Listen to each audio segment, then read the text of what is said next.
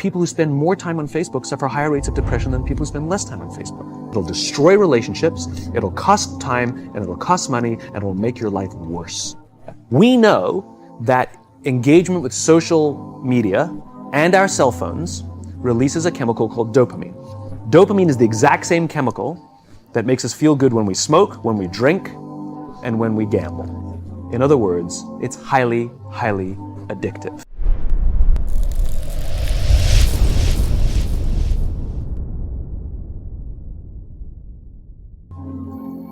Raqamlashgan dunyoga yuz tutayotgan har birimiz yangi kirsiz, yangi qirislarga duchor bo'lmoqdamiz. Ularga taqobil turib, internet dunyosini sog'lom foydalanmaganimizda kelajagimiz qorong'ulikqa tashlandi.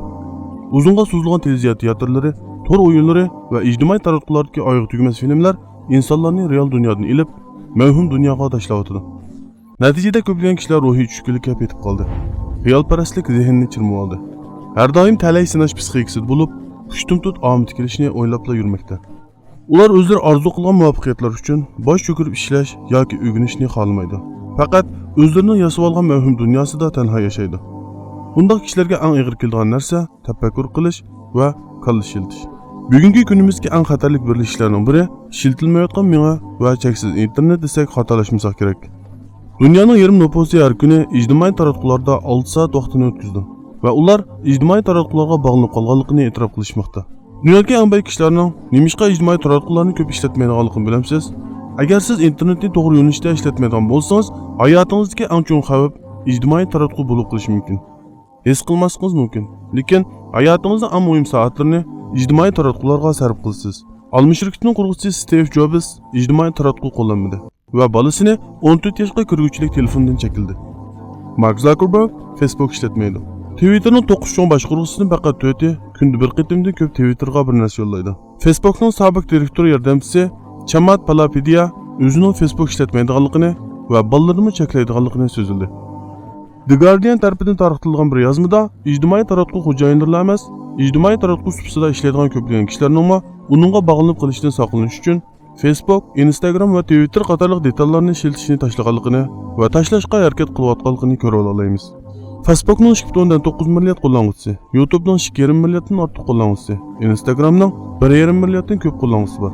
Biz bularni har xil maqsadlar uchun ishlatayotganligimizni aytib, o'zimizni qanoatlantirishga tirishsaqmi, buning ijodkorlarining ta'biri bo'yicha bu bir ko'ngil etish mashinasi. Hammamizga zo'q bergan, diqqatini o'ziga qaratgan, ishimizning siqilishini tugatgan mavhum bir reallikdir.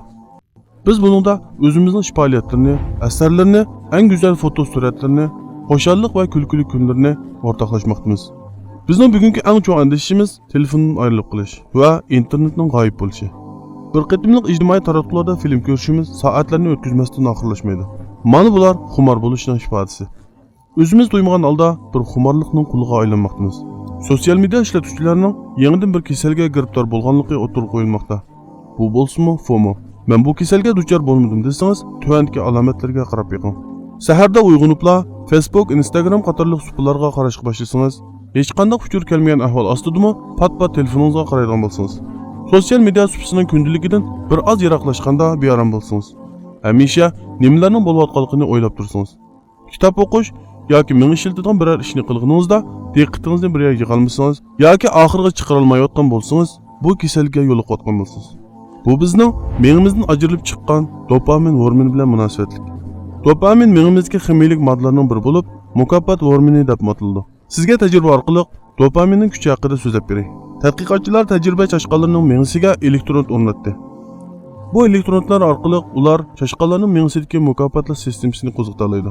Ya'ni ular xohlagan vaqtda dopamin qo'yib berdi. Tajriba muhitida peshon bor bo'lib, chashqalar bu peshonni qachon tarsa, ularning miyasida dopamin qo'yib berildi.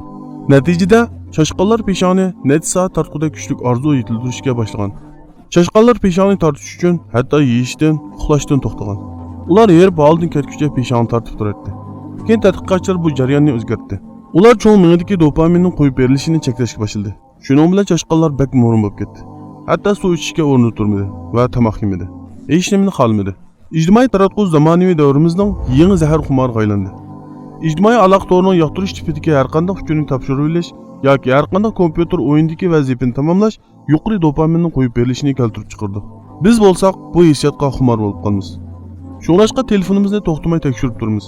Biz yangi uqtirish yoki uchurni ko'rishni umid qilamiz. Biz yangi dopaminning zarbasiga erishishni umid qilib, telefonimizni to'xtamay tekshirib turishga uringan har bir minutda bu peshoni tortadigan chashqonga aylanayotganligimizni his qilmaymiz. Agar siz bir narsani bekorga ishlatayotgan bo'lsangiz, undaqda siz maqsad bo'lsiz. Bekorlik pishloq faqat qismoq ustida bo'ladi. U pishloqning badalining nima bo'lganligini yaxshi bilasiz.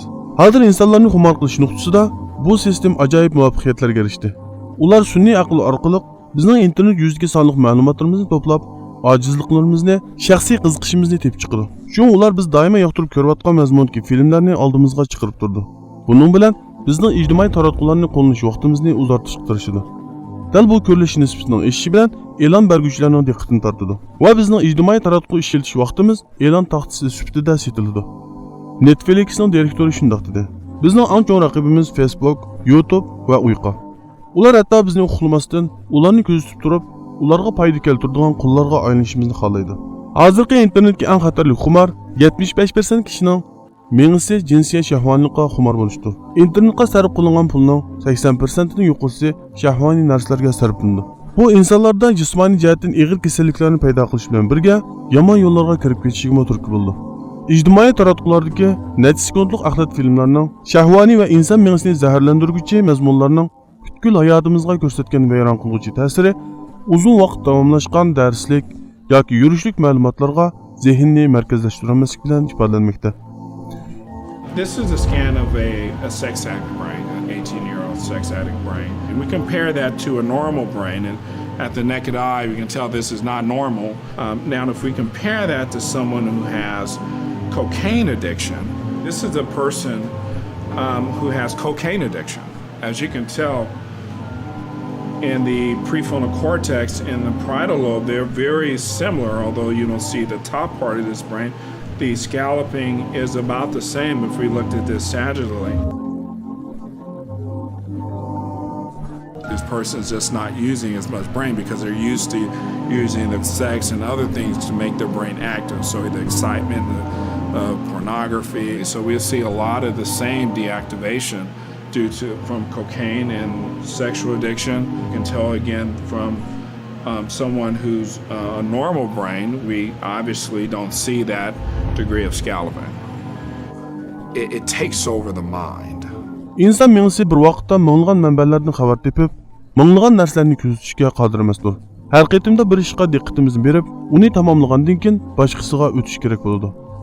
Lekin bugun bu sistem bizda shunday bir variantni shakllantirdiki, hatto qisqa filmlarga ergishish orqasidan insonlar bog'lanish bo'lgan manfaatli bilimlardan e'tiborsiz qoldi. Bugun insonlar 10 minutlik filmlarni ko'rishdan qiynalmoqda.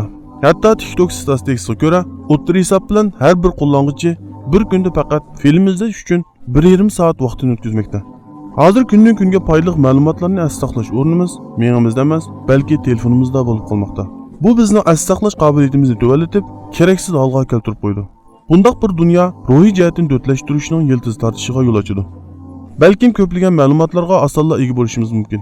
Lekin haqiqiy fikr va o'qitish tafakkuri mavjudlikning va atrofdagi mavjudotning mohiyatiga singib kirish iqtidorini yo'qotadi. Oqibati monopol qilinishga tayyor bir to'plamga aylandi. Va kishilarning hayot yo'liga internet e'lonlari va shaytoniy sistema sezib bergan yo'l xaritasi hukmronlik qildi. İnsanların muhimmatlari asdan chiqarildi. Ularni g'amsiz va parvosiz, fikrsiz holatga keltirdi. Texnologiyaning yengilib berishiga ergishib, shayton va uning yordamchilari insonlarni chalg'itishning turli shakllarini maydonga chiqarmoqda. Ular har doim hayvonlarni tajriba qilib, orqasidan biz insonlarga tatbiq qilmoqda. Ko'rganingizdek, hayvonlarga bu ko'zoynaklarni taqib qo'yganida ko'z oldidagi samanmo yeshil o't o'rnida ko'rinib, uning ishtahasini ochmoqda. Yaqinda Facebook shirkati MetaAlim degan mahsulotni bozorga solmoqchi bo'yotdi. Uningda real hayotingiz raqamli texnologiya bilan mavhum dunyoda berkib, sizning hayotingizni mavhum dunyoga bog'lab qoladi. Bu uskunlarda o'yin o'ynash, kuchli filmlarni ko'rish, hatto o'zingiz xohlagan shaklda o'zingizga xos mavhum dunyo shakllantira olishingiz mumkin. Buningdan hosil qilgan dopamin hormoni aqliy iqtidorli telefoningizdan nechasi yuqori bo'lib, sizni mavhum dunyoga g'arq qilib o'tishi mumkin. Bugun o'zimizning realligimizga qaraydigan bo'lsakmi, yo'llar nishonsiz yoshlar bilan to'ldi. Ularning yig'ilishlari sal qarashning ifodasi bilan to'lgan. Musulmonlar harbiy, aqliy va madaniyat tajovuzchiligining eng kuchli bo'rniga duch kelmoqda. Uning nurg'un yoshlari nodonlik dengiziga g'arq bo'ldi. Ular o'zlarining kimligini his qilmaydi. Dunyoning har yeri musulmonlarning ichinishli qatlamlari, dod faryodlari bilan to'lgan. Lekin ko'pchilik yoshlar buningdan beparvo. Rasululloh sollallohu alayhi vasallam mundaq deydi: Mu'minlarning misoli o'zaro bir-birini yaxshi ko'rishda, kuyunishda, bir-biriga ish og'ritishda bir jasadga o'xshaydi. Agar u jasaddan bir a'zo og'rib qolsa, uning boshqa a'zolari qizish va uyqusizlik bilan alam tortadi. Aslida millatning yoshlari to'plamning birinchi to'rki edi. 1400 yil ilgirmi dinni qo'llaganlar yoshlar edi. Hozir ba'zi yoshlar mag'lubiyat va mag'lubiyatning bu so'qsida. Ularga zodi nima bo'ldi? Ular nimaga ehtiyojli? Ular o'zining bu dunyoda yashashdagi g'oya maqsadlarini aniqlashga va o'zining kim ekanligini bilishga to'liq ehtiyojli. Ali roziyallohu anhu o'zini tonimagan odam Parvardigorni tonimaydi degan edi. Kimiki o'zining bu koinotga insonlik o'rnini his qilsa, uning bu ilohiy yetaklashga bo'lgan ehtiyojining qanchalik cho'nqurligini his qiladi. Sizlar Allohni unutgan, shuning bilan Alloh ularga o'zlarini unutilgan kishilardek bo'lmanglar. Ana shular fosiqlardir. Shura Hashr 19-oyat. Zaharlik internet o'zoqlari bugungi reallikning har qaysi taraflariga soy tashildi. Oqartish harakati o'zini yaratuvchi bilan teng o'rinda qo'yib, dunyoni o'z irodasi bo'yicha boshqarmoqchi bo'lmoqda. Shayton va uning yordamchilari bizni real hayotdan uzoqlashtirayotgan bir vaqtda Alloh bizni hayot beg'ishlovchi narsalarga chaqirmoqda. Ey mu'minlar, Alloh va uning payg'ambari sizlarni tirildirgan, ya'ni abadiy hayotga erishtirgan iymonga da'vat qilsa, uni qabul qilinglar. Bilinglarki, Alloh kishi bilan uning qalbi orasida to'salg'i bo'la oladi. Ya'ni kishining dilini egisining xohishi bo'yicha emas, balki o'z xohishi bo'yicha tasarruf qiladi. Qiyomat kuni sizlar Allohning dargohiga yig'ilsizlar. Ey musulmon, ko'zingni och, o'zingga qayt.